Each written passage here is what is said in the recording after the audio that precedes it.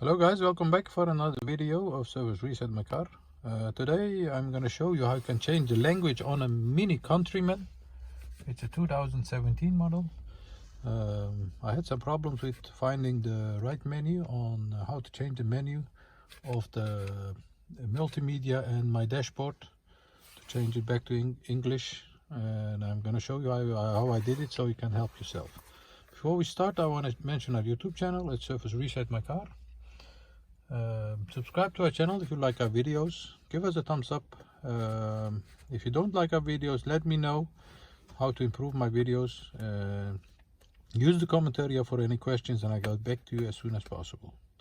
Okay, as you can see, my menu is in Dutch and I want it in English, and I'm going to show you how I change this.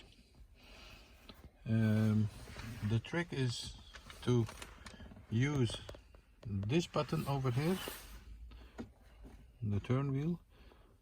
Press the menu button over here. This appears on your dashboard. Then turn the wheel, go to My Mini, this one, yes.